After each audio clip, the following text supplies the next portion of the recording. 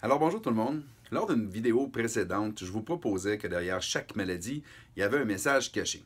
Aujourd'hui, j'aimerais vous présenter la théorie sur laquelle s'appuient ces fameux messages cachés et j'aimerais vous en donner l'exemple au travers le diabète de grossesse. Donc pour comprendre tout ça, il faut d'abord s'appuyer sur la notion que tout part du cerveau. Puis ce qu'on va d'abord faire, c'est diviser le cerveau en deux parties. Donc la partie du haut, c'est la partie qu'on appelle le conscient et la partie du bas, c'est la partie qu'on appelle l'inconscient. La partie consciente, on va y inclure la notion de réflexion, la capacité de réfléchir, la notion de la morale, donc ce qui est bien ou ce qui est mal, et la notion des désirs. Donc c'est une partie qui s'acquiert avec le temps. Puisqu'un bébé n'a pas encore la capacité de réfléchir, n'a pas la notion de ce qui est bien ou ce qui est mal, puis il est pris dans ses besoins, donc il n'est pas encore dans une notion de désir. L'inconscient, quant à lui, c'est complètement différent. C'est une structure qui a un fonctionnement similaire à celui d'un ordinateur, donc il n'a pas la capacité de réfléchir, seulement la capacité de réagir, puisque ce sont des réactions. C'est des réactions qui deviennent amorales, c'est-à-dire que l'ordinateur n'a pas la capacité de se demander si c'est bien ou si c'est mal. Ça devient, dans l'inconscient, une notion de survie, donc on appelle ça des programmes de survie.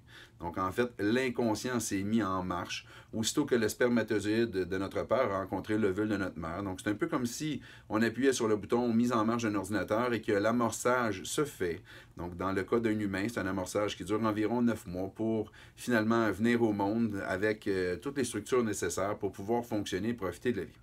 Donc, qu'est-ce qui se produit? C'est que la partie inconsciente est programmée pour assurer la survie. Donc, imaginez par exemple que vous mangiez un dessert sucré, une tarte au sucre. Donc, qu'est-ce qui va se produire? C'est qu'il va y avoir une grande quantité de glucose qui va arriver dans votre sang.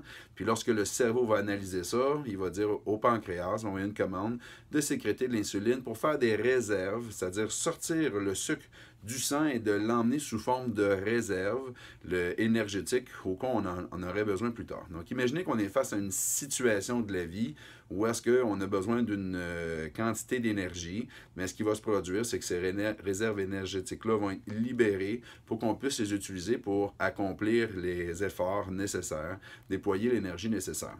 Donc, imaginez par exemple, dans un cas, pour bien comprendre les messages cachés, une situation où une personne se retrouverait dans une situation de stress très important dans laquelle elle n'arrive pas à trouver de solution et qu'elle vit en partie ou en totalité dans l'isolement. Imaginez par exemple une jeune femme qui tombe enceinte et qui tout d'un coup se met à vivre un grand stress dans lequel elle a l'impression qu'elle ne pourra pas arriver à fournir toute l'énergie nécessaire pour remplir toutes les fonctions qu'elle doit remplir avec ce nouvel enfant-là qui est en production ou qui va naître, qui va arriver dans sa vie. Donc que ce soit par rapport à l'enfant ou que ce soit par rapport à réussir à combler le rôle de mère avec le travail, les tâches ménagères, la réalité de couple, et peu importe comment est-ce que c'est vécu pour elle, si elle a l'impression qu'elle n'arrivera pas à avoir assez d'énergie pour accomplir tout ce qu'elle a à accomplir, ça peut devenir ce qu'on appelle, nous, un surstress, c'est-à-dire quelque chose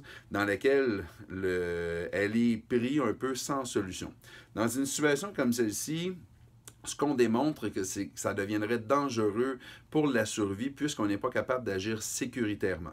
Donc l'exemple classique que je donne, je dis imaginez qu'une personne dans cette situation-là arrive à une lumière rouge, puis qu'elle est tellement dans ses pensées qu'elle ne réalise pas que la lumière est rouge. Vous comprenez qu'elle pourrait regarder sans traverser, elle pourrait, traverser sans regarder, et vous comprenez que ça pourrait devenir mortel. Donc l'inconscient, qui est programmé pour la survie, ne peut pas tolérer une situation comme celle-ci. Donc ce qui va se produire, ce qu'on démontre, c'est qu'en fait, il y a un foyer de neurones qui va disjoncter symboliquement, et le but est de fermer le circuit pour que la personne arrête de réfléchir à ce stress-là, qu'elle n'arrive pas à trouver de solution et qu'il l'amène dans une situation de danger à court terme. Donc, plus qu'un foyer de neurones qui a disjoncté, il va apparaître une problématique soit physique ou une problématique comportementale. Donc, dans ce cas-ci, la problématique qui risque d'apparaître, bien entendu que c'est toujours en correspondance avec le stress à l'origine. Donc, ce qui risque de se produire, c'est que le cerveau va en fait dire au pancréas, arrête de sécréter l'insuline parce qu'on ne doit pas prendre le sang, le sucre, le glucose qui est au niveau du sang On doit le laisser constamment disponible parce qu'on en a vraiment besoin, même qu'en réalité, il nous en manque. Donc, on aurait, dans un cas comme celui-ci, une problématique qu'on pourrait appeler le diabète de grossesse, c'est-à-dire une problématique où est-ce que soudainement, le système laisse le sucre au niveau du sang, alors qu'habituellement, il devrait le prendre en réserve. Donc, c'est ce qu'on fait dans des conférences comme le message caché du cancer. C'est-à-dire que lorsque vous venez, mon travail, c'est de vous aider à identifier quelle émotion aurait été vécue en surstress, dans quel événement qui a donné comme correspondance la problématique pour laquelle vous posez votre question. Donc, c'est ce que je vais faire samedi, le 23 septembre, de 9h à 4h, gratuitement. Je vais prendre le temps de répondre à vos questions en lien avec vos problématiques. Mon travail va être de vous aider à identifier quel message votre maladie veut vous faire comprendre, c'est-à-dire dans quel événement et quelle émotion a été vécue à l'intérieur que vous n'avez pas réussi à régler. C'est ça qui est l'objectif d'une conférence comme celle-ci. Donc, c'est gratuit, le 23 septembre, de 9h à 4h.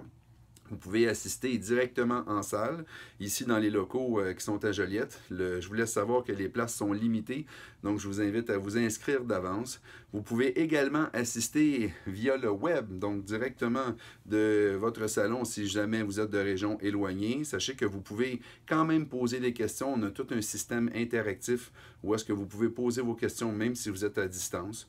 Donc c'est un rendez-vous le samedi 23 septembre de 9h à 4h pour que vous puissiez identifier quel serait le message caché derrière votre maladie. Donc, je vous rappelle que tout ça est à titre de proposition, qu'en aucun temps ça peut remplacer un avis ou un traitement médical.